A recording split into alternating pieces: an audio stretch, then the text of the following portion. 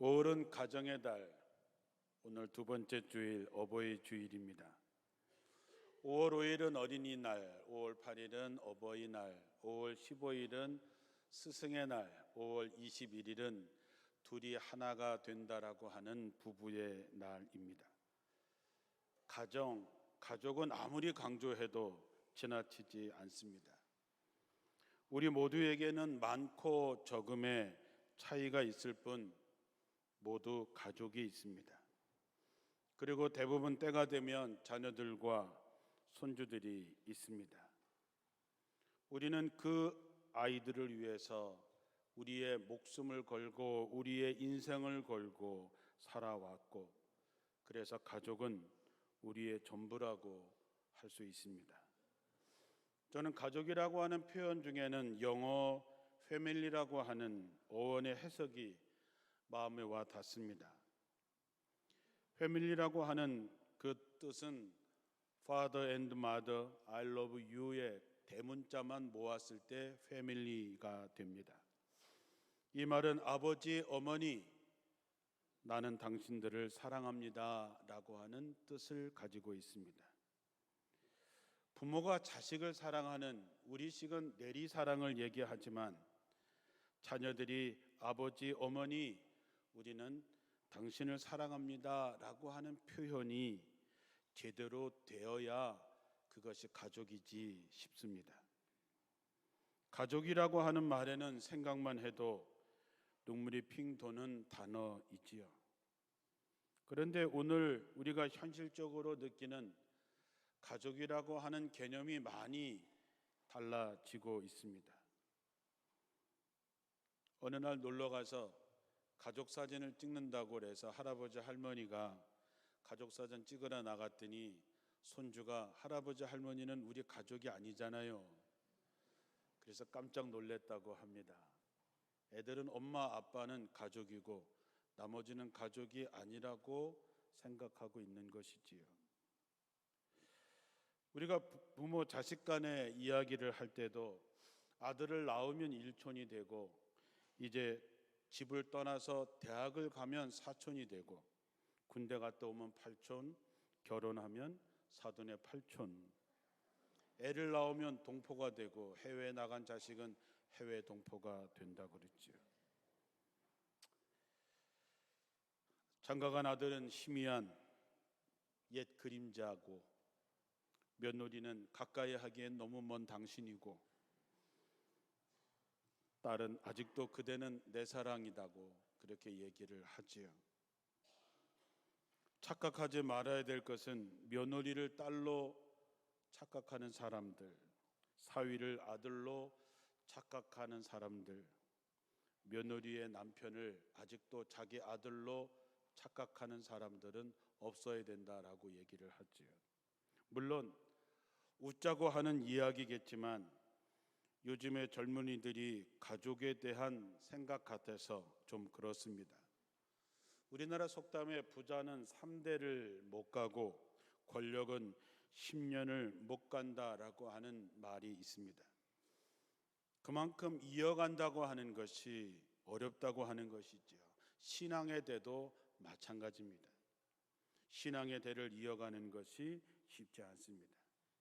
부모는 정말 훌륭한데 자식들이 이어가지 못하는 경우가 많습니다. 또한 부모는 고생하고 또 애쓰지만 자식들이 다행히 훌륭하게 자라서 부모의 노년의 기쁨과 자랑이 되는 일들도 많이 있습니다.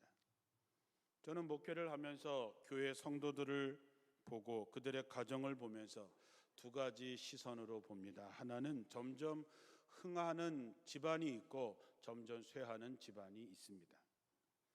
지금도 중요하지만 그러나 10년 후에 저들의 가정은 어떻게 될까? 20년 뒤에, 30년 뒤에 저들의 가정이 어떻게 될까? 하나님은 심은 대로 거두게 하시고 행한 대로 갚으신다고 했습니다. 그래서 미래를 위해서 우리는 준비하고 심어야 됩니다. 그래야 지금 내가 심는 것이 지금 내가 준비한 것이 내 자녀들에게 손주들이 그 열매를 거두게 되어 있기 때문이지요. 보통 우리가 가족이라고 얘기할 때에 늘 가까이에서 마주보며 삽니다. 그래서 그런지 소중함을 잊고 살 때가 많이 있죠. 그러나 어느 한순간 아내나 남편이 내 곁을 떠나는 삶을 한번 상상해 보시기 바랍니다.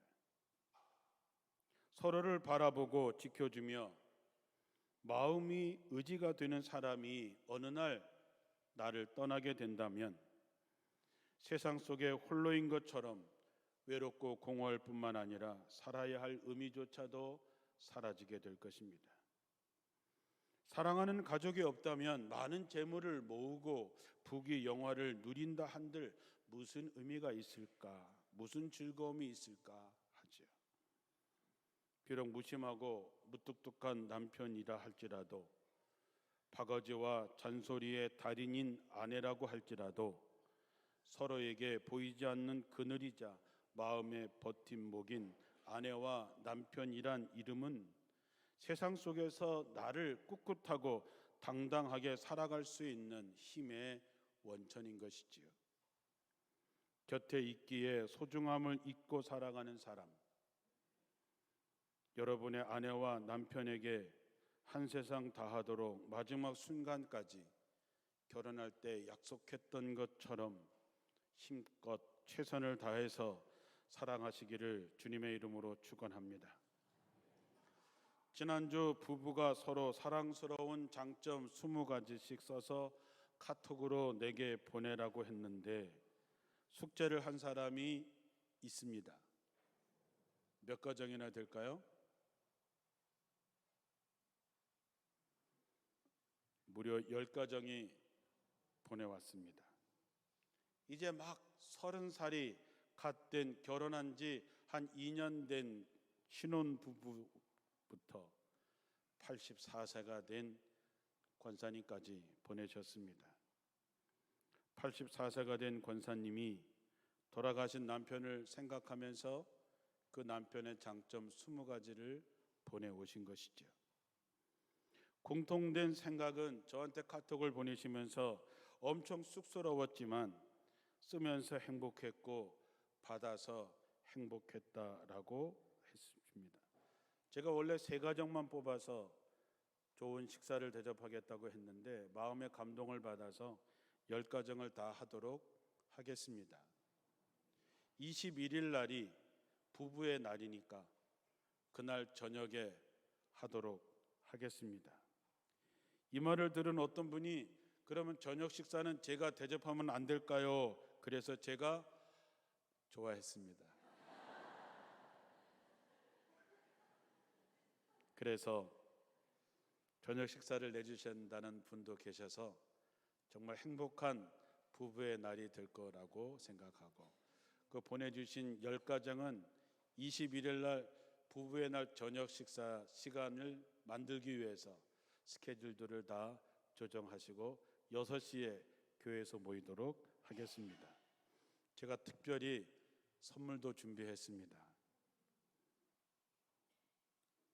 후회하시죠?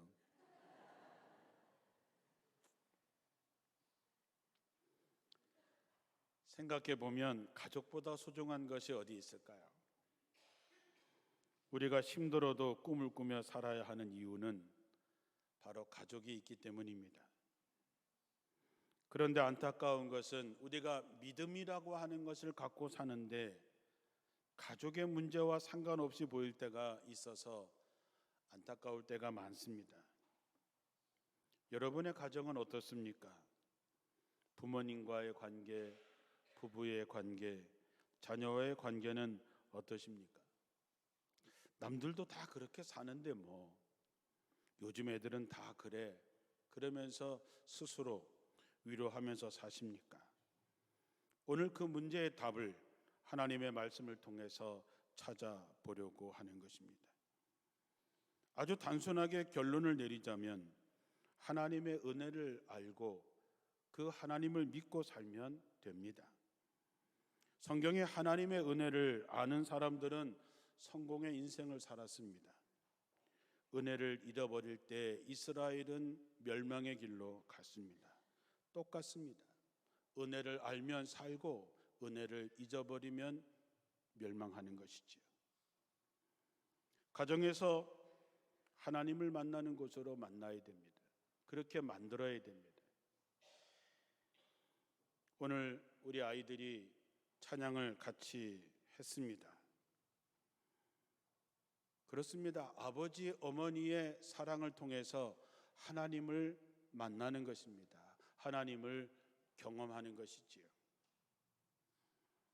우리가 어머니라고 하는 단어를 부르면 눈물이 나지요. 그분이 돌아가셨다면 더욱더 그렇습니다. 우리가 하나님이라고 하면 아이들은 어떤 생각을 할까요? 무서운 아버지 밑에서 자란 아이들은 하나님 그러면 무서운 아버지처럼 생각합니다. 자상한 아버지 밑에서 자란 아이들은 하나님 아버지 할 때 자상한 하나님을 만나게 됩니다. 그러므로 아버지 어머니의 사랑의 삶을 통해서 자녀들은 그곳에서 하나님을 만나고 하나님을 경험하는 곳이 되어야 된다고 하는 것이죠. 모세가 하나님을 만난 곳은 어떤 특별한 장소가 아니라 일상의 삶에서 양을 치다가 하나님을 만났습니다. 야곱은 형을 피해서 도망을 치는 과정에서 하나님을 만납니다. 우리 가정은 하나님을 만나고 하나님을 경험하는 거룩한 곳으로 만들어야 합니다. 아이들에게 가정은 천국이어야 되고 하나님이 함께 하시는 거룩한 곳이 되게 해야 됩니다. 이것이 지켜져야 믿음의 때를 이어갈 수 있습니다. 우리가 보통 항아리가 있습니다. 항아리에다가 무엇을 담느냐에 따라서 그 항아리의 이름이 정해집니다. 여러분, 간장을 담아두면 간장독이라고 하지요. 된장을 담아두면 된장독, 김치를 담아두면 김치독, 술을 담아두면 술독, 꿀을 담아두면 꿀항아리, 쓰레기를 담아놓으면 쓰레기통이 됩니다. 여러분의 가정은 무엇이 담겨져 있을까요? 누구나 사는 것은 비슷합니다. 주어지는 재료도 비슷합니다. 그런데 우리는 과연 무엇을 만들고 있는지 한번 생각해 보자는 것입니다. 어떻게 해야 하는지는 하나님의 말씀 속에 있습니다. 가정의 달을 맞이해서 수요일 저녁과 토요일 날 새벽 그리고 주일을 통해서 우리는 그 방법을 말씀을 통해서 배우고 있습니다. 우리가 하나님 앞에서 살면 하나님의 임재를 경험하게 됩니다. 우리 가정에 하나님의 임재를 경험하게 되면 하나님께서 우리에게 어떻게 복을 주시는지를 어려서부터 알게 됩니다. 그러므로 여러분의 가정이 정말 하나님의 나라, 하나님을 만나는 곳, 하나님을 경험하는 곳으로 만드셔야 된다고 하는 것입니다. 하나님이 계시다고 하면 내 감정에 휘둘리지 않습니다. 함부로 얘기하지 않습니다. 싸움이 사라지게 됐지요. 우리 가정에 하나님의 임재를 경험하는 곳으로 만들었다면 이제는 서로 알아주고 인정해 줘야 됩니다. 우리가 세상을 살면서 제일 서러운 게 무엇입니까? 가족을 위해서 죽을 고생했는데, 자식을 위해서 죽을 고생했는데 안 알아주는 것입니다.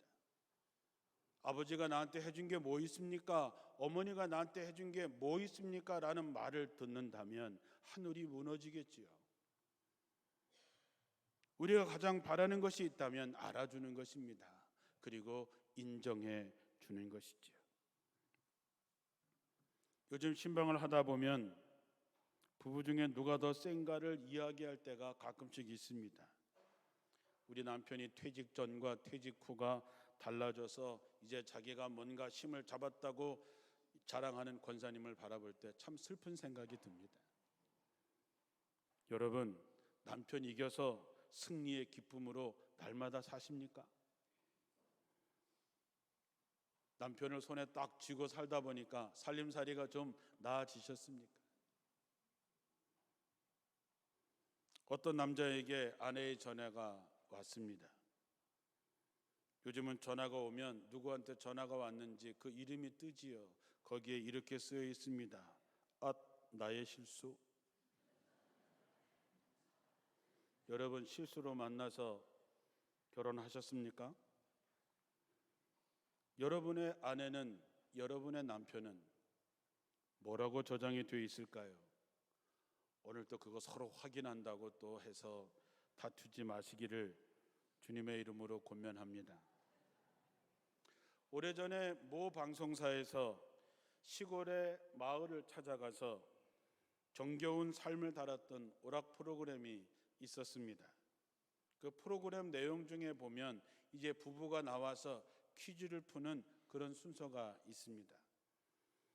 그래서 정해진 단어를 주면 남편이든 아내든 그것을 설명하고 그리고 그 단어를 정해진 시간 안에 맞추는 것이지요. 한 노부부에게 제시됐던 단어는 천생연분이었습니다. 그러자 그 할아버지가 할머니한테 이렇게 얘기합니다. 당신과 나 사이. 할머니가 조금도 망설임 없이 대답했습니다. 왼수. 그러자 할아버지가 얘기합니다. 아니야 내자 평생 왼수.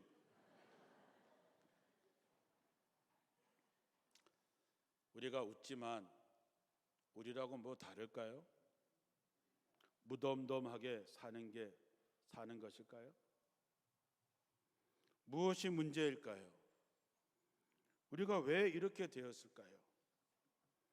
당연하게 생각하는 것 때문입니다. 누군가 우리를 만나서 짜장면 한 그릇 사주면 먹고 뭐라고 얘기합니까? 아유, 고맙습니다. 감사합니다. 잘 먹었습니다. 지나가다 누가 커피 한 잔만 사줘도 감사합니다. 인사를 하지요. 여러분, 오늘 아침에 아내가 해주는 밥을 먹을 때 그렇게 인사하셨습니까? 왜 안 하십니까? 당연하게 생각해서 안 하는 것입니다. 당연하게 생각하면 감각이 없어집니다. 감사가 사라지지요. 신앙생활도 마찬가지입니다.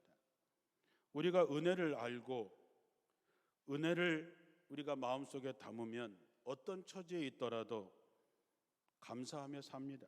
그러나 은혜를 잊어버리면 타락하게 됩니다.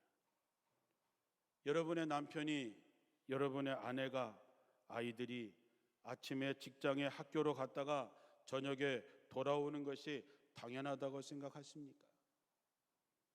아침에 집을 나갔다가 돌아오지 못하는 사람도 허다합니다.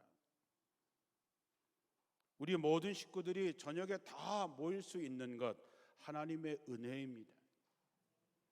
그런 하나님의 은혜를 마음속에 간직하고 그 하나님을 인정하는 가정에 하나님께서 그곳에 계신 것이지요. 다시 말씀드리지만 세상에 당연한 것은 없습니다. 우리는 누구 때문에 사는 사람들입니다. 안 그렇습니까, 여러분? 우리가 흔히 말하지요. 아이, 덕분입니다. 정말 그렇지 않습니까? 우리가 누구 덕에 살아왔고 여전히 누구 덕에 사는 것입니다. 여러분, 쌀 한 톨, 배추 한 포기, 사과 한 개, 포도 한 송이, 내가 입고 있는 이 옷 한 벌, 누구의 수고의 덕에 먹고 마시고 입는 것입니다. 내가 돈 냈으니까 당연하다고요? 천만의 말씀입니다. 그들의 수고와 그들의 애씀이 있었기 때문에 내가 돈이라도 내고 그것을 살 수 있는 것이지요. 우리가 밥을 먹으면서 농부들의 수고와 애씀을 감사하며 식사하는 사람이 우리 중에 몇 명이나 될까요? 내가 옷 한 벌 입으면서 이 옷을 만들기까지 수고하고 애쓴 이들을 기억하는 사람들이 몇 명이나 있을까요? 부모가 자식을 위해서 희생하는 것 당연한 것 아닙니다. 아내가 집안일을 하는 것 당연한 것 아닙니다. 남편들이 가족을 위해서 돈 벌어 오려고 고생하는 것 당연한 것 아닙니다. 우린 다 덕분에 사는 것입니다. 그래서 세상에 귀하지 않은 것이 없습니다. 모든 것이 은혜이지요. 그 은혜를 알아야 되면, 알게 되면 함부로 살지 않습니다. 사람을 함부로 대하지 않습니다. 우리는 서로를 알아주어야 되고 인정해 줘야 됩니다. 특별히 우리들의 부모들은 세상의 파도가 덮쳐올 때에 온몸으로 자식들을 지켜오신 분들입니다. 그분들에게 나한테 해준 게 뭐 있냐고 하는 거, 그분이 여러분의 어머니, 아버지라고 하는 것만 가지고도 그분들은 존경받아야 되는 것이지요. 우리가 이렇게 서로를 알아주고 우리가 서로를 인정해 주었다면 이제 그 은혜를 갚는 삶을 살아야 됩니다. 우리가 흔히 하는 말 중에서 나쁜 말이 몇 개 있는데 그 중에 하나가 머리 검은 짐승은 거둘 필요 없다라고 하는 말이지요. 그 말의 의미가 뭔지 아실 것입니다. 10명의 문둥병 환자를 고쳐주었지만 예수님께 돌아온 사람은 단 한 명뿐이었습니다. 그래서 우리는 가끔씩 어떤 사람을 일컬어서 짐승만도 못한 놈이라고 이야기하죠. 이것이 남의 이야기일까요? 저를 비롯한 우리 모두가 다 은혜를 갚으며 살고 있어요? 어머니를 평안도 사투리로 오만이라고 얘기를 합니다. 어떤 글에 보니까 오만이라고 하는 말 속에는 5만 번의 품을 팔아야 자식 하나 키울 수 있다고 쓰여져 있었습니다. 그래서 제가 한번 계산을 해보았습니다. 하루 품을 5만 번 팔아야 되는데 365일로 한번 나눠봤더니 136년이 나왔습니다. 이 답을 보고 저는 마음에 울컥하는 생각이 들었습니다. 그래, 우리 어머니는 자기 평생을 다하고도 그것을 다 못해서 죽어서도 자식을 생각해야 되는 분이 어머니구나 라고 하는 생각이지요. 그런데 우리는 부모님을 위해서 얼마나 무엇을 해드리며 살고 있습니까? 우리 부모님은 여러분을 위해서 5만 번의 품을 팔았는데 우리는 부모를 위해서 얼마나 품을 팔고 있느냐 하는 것이지요. 사도 바울은 하나님의 사랑에 빚진 자의 마음으로 살았고 그는 죽도록 그 빚을 갚으려다가 순교하는 삶을 살았습니다. 여러분, 누구 덕분에 여기까지 왔습니까? 은혜를 갚으며 사시기를 축원합니다. 그분들이 없었다면 여러분은 여기까지 어림도 없는 일입니다. 부모님뿐만 아니라 여러분을 여기까지 있게 한 분들을 찾아내서 식사 한번, 전화 한 통이라도 하시기를 바랍니다. 관심을 가지면 보이게 될 것입니다. 눈에 보이면 감사 인사하시고 격려해 드리시고 고맙다고 인사하시고. 스승의 날도 다가옵니다. 여러분을 가르치고 여러분이서 수고하는 이들을 알아보라 그랬습니다. 그리고 그들이 하는 일을 생각해서 그들을 극진히 사랑하고 존경하라고 했습니다. 여러분의 자녀들, 여러분의 손주들을 가르치는 교회학교 교사들에게 감사하시기를 바랍니다.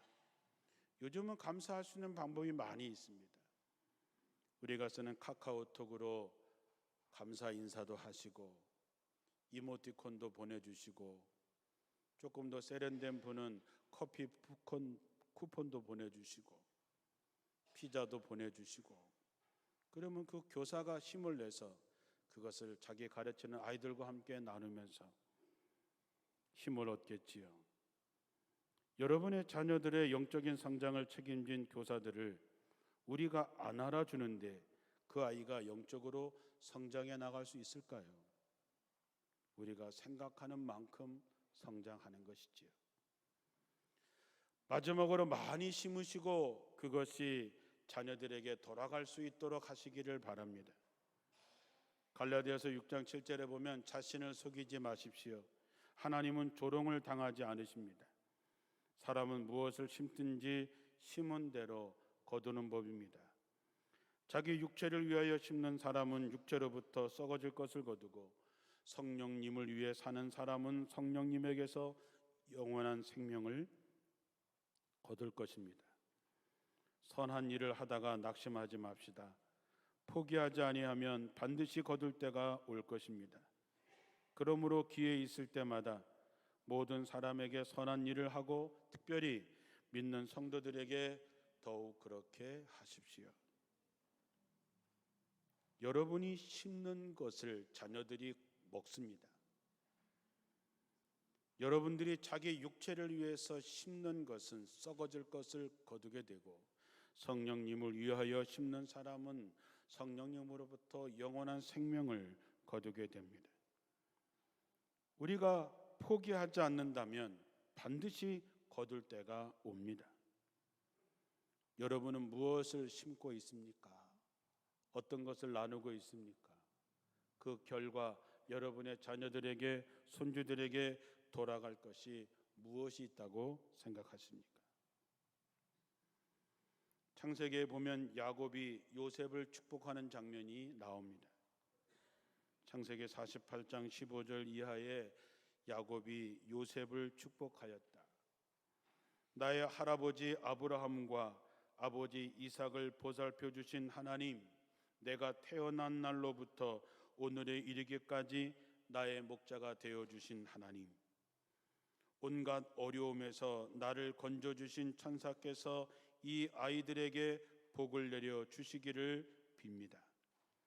나의 이름과 할아버지의 이름 아브라함과 아버지의 이름 이삭이 이 아이들에게서 살아있게 하여 주시기를 빕니다.